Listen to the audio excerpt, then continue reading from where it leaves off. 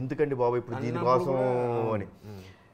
So అలాంటి విషయాలు ఎక్కడ కాంప్రమైజ్ అవ్వకుండా, so high amount of like you know ప్రిసిషన్తో ఈ కలర్ ఇలా ఉండాలి, దీనికి ఈ పర్టికులర్ సోఫా ఉండాలి, ఇలాంటి టైప్ ఉండాలి. సో ఇవన్నీ like you know he was very involved in the whole making process. ఎలా ఉండాలి, look and feel of the film ఎలా ఉండాలి అనే దాంట్లో he was quite involved. So that is what I really loved. That నాకు చాలాసార్లు కోపం కూడా వచ్చింది దాని మూలంగా.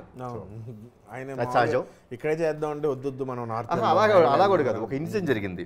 సో పొద్దున్నే అరౌండ్ 8 o'clock విత్ మేకప్ అన్నారు. నేను వచ్చేసాను, వచ్చి కూర్చున్నాను. కూర్చుంటే కోడేట్గా ఏంటి షార్ట్ ఇంకా పెట్టలేదు ఏంటి అని అడిగి, ఎందుకు షార్ట్ ఇంకా పెట్టలేదు అని అడిగితే, సార్ అదే సార్ ఒక బ్రేక్ఫాస్ట్ అయిన తర్వాత పెడదాం అనుకుంటున్నాను.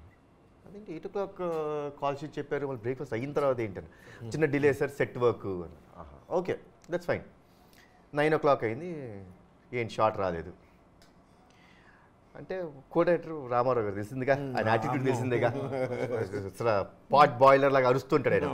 ఇంకేం తీసేది, ఎవరున్నారు తీస్తాం అక్కడ, కెమెరా లేరు, ప్రొడ్యూసర్ ఎవరు లేరు అక్కడ. ఎవరు లేరా, నన్ను ఎందుకు పిలిచారు?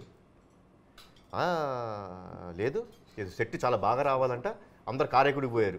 మన కారైకుడిలో ఒక 60-70 kilometers దూరంలో షూటింగ్ చేస్తాం. వీళ్ళందరూ కెమెరామెన్ గారు, ఈయన ఆర్ట్ డైరెక్టర్ కలిసి వెళ్ళిపోయారు. అయితే డీసీఎం వేసుకొని ఎక్కడ మెయిన్ జమీందారి బంగ్లాలో చేస్తాం కదా, 60 kilometers కదండి. వీళ్ళు సిటీకి వచ్చేసారు. ఎందుకు సిటీ ఎందుకో చెప్తా. కింద రూమ్లో పెట్టారు ప్రాపర్టీస్. నేను వచ్చి చూసా, బాగానే ఉంది కదా, ఇంతకంటే ఏం కావాలి అంటే, ఈయనకి ఏదో క్లాక్ కావాలంట, అక్కడ ఏదో మిర్రర్ కావాలంట, అద్దం. ఇప్పుడు అది లేవని చెప్పి వెళ్ళారు. ఫిల్మ్ సిటీ అనుకున్నారేమో. ఏమనుకున్నారు, 2 గంటలు అవుట్డోర్ షూటింగ్కి వెళ్ళి 2 గంటలు వెయిటింగ్ నేను. అది సో ఇది మళ్ళీ ఇలాంటి పనులు చాలా చేశాడు ఈయన. చాలా అంటే చాలా.